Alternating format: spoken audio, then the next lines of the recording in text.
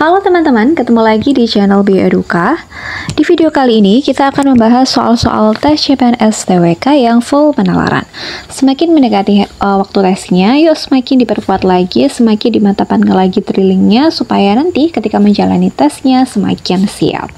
Oke, sebelum kita lanjut membahas soalnya, bantu aku untuk subscribe, like, and share video ini sebanyak-banyaknya. Kita mulai dari soal yang pertama. Nilai-nilai hasil penjabaran dari Undang-Undang Dasar 1945 ke dalam bentuk yang lebih dinamis, di mana penjabaran itu bisa berupa ketetapan MPR maupun berbentuk peraturan perundang-undangan yang lainnya, merupakan Pancasila sebagai A. Nilai instrumental, B. Nilai dasar, C. Nilai praksis, D. Nilai budaya, atau E. Nilai sosial.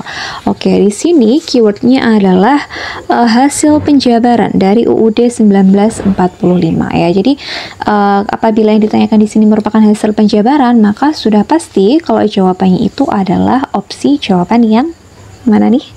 Ya, jawaban yang A. Kalau nilai dasar itu berarti dia dijadikan sebagai dasar untuk pengembangan peraturan yang lainnya.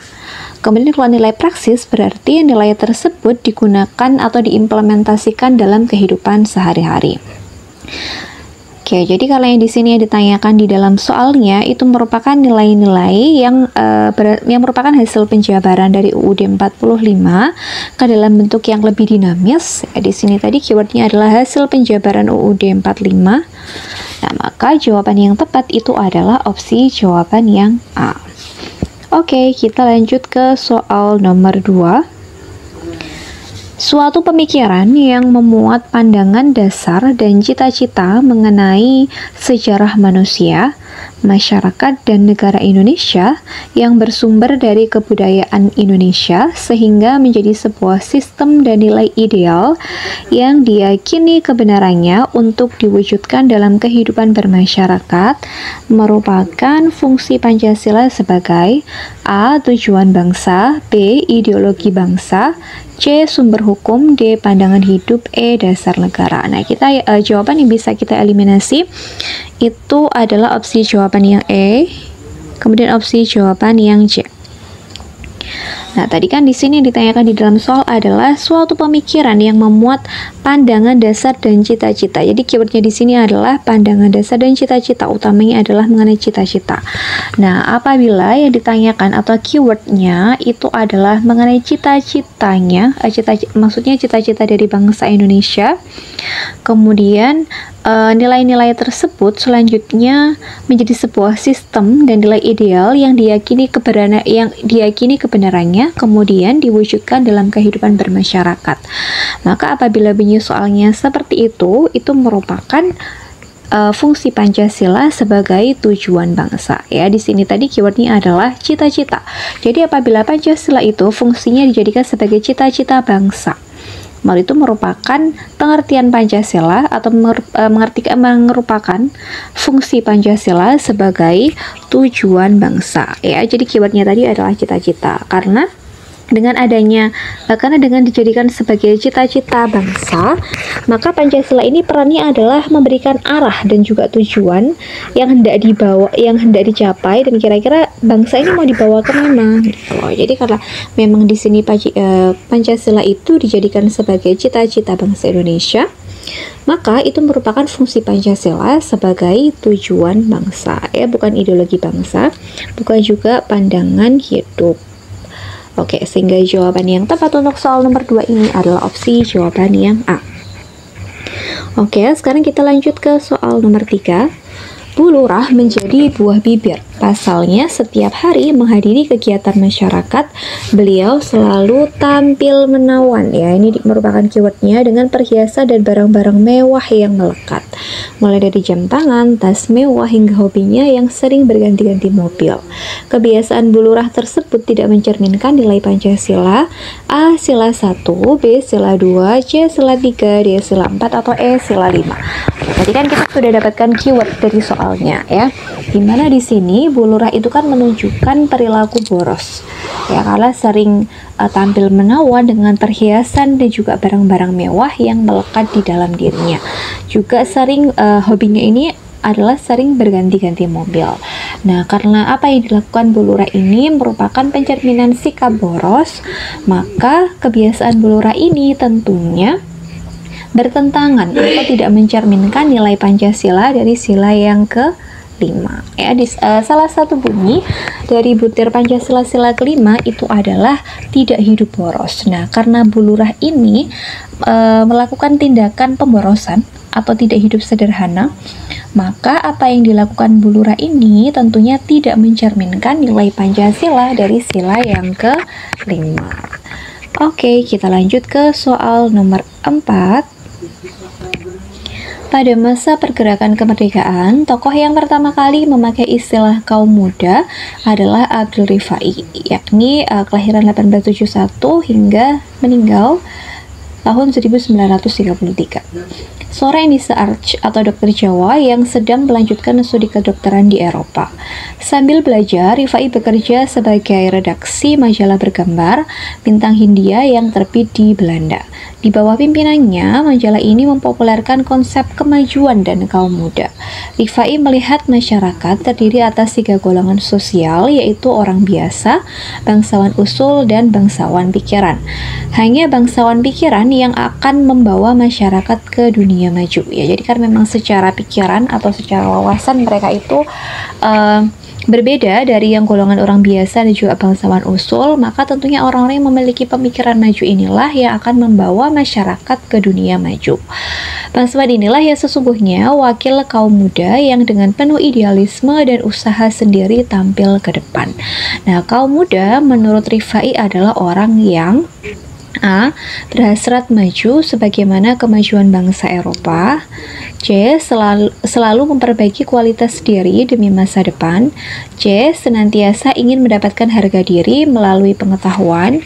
D. Berjiwa luas dan terbuka terhadap perkembangan zaman. Atau E. Mengikuti perkembangan zaman. Oke, kalau kita perhatikan tadi ya, di sini kan yang lebih ditekankan atau yang lebih ditonjolkan dalam soal ini atau yang dimaksud oleh Rifai itu sendiri kan merupakan bangsawan pikiran tadi ya, dimana mereka ini sudah memiliki pikiran yang maju, sudah memiliki pola pikir yang jauh lebih baik dibandingkan dengan 2 golongan yang lainnya, sehingga pandangan Rifai mengenai kaum muda itu adalah orang-orang yang senantiasa ingin mendapatkan harga dirinya melalui pengetahuan, karena memang mereka merupakan golongan yang sudah memiliki pemikiran yang maju, maka tentunya untuk menunjang atau untuk mewujudkan kemajuan tersebut, yaitu pengembangannya atau usahanya itu tentunya melalui pengembangan pengetahuan. Jadi kaum muda menurut pandangan Rifai itu adalah orang-orang yang senantiasa ingin mendapatkan harga diri melalui pengetahuan. Nah, untuk mencapai kemajuan serta terwujudnya dunia maju tadi ya, yaitu yang telah digagas sama bangsawan pikiran tadi. Nah, Rifai itu menganjurkan agar ada organisasi bernama Persatuan Kaum Muda, di mana organisasi ini didirikan dengan cabang di semua kota penting di Hindia. Seorang pensiunan dokter Jawa, yakni Wahidin Sudirohusodo, tertarik dengan tulisan Rifai.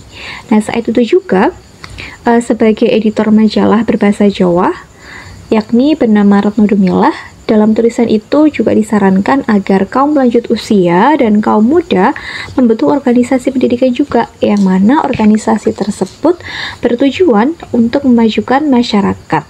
Nah, gagasan Wahidin ini akhirnya terwujud ketika para pelajar Sofia, yakni Sekolah Dokter Jawa, itu mendirikan suatu organisasi bernama Budi Utomo, yang mana organisasi Budi Utomo ini itu didirikan pada tanggal atau dibentuk pada tanggal 2 Mei 1908.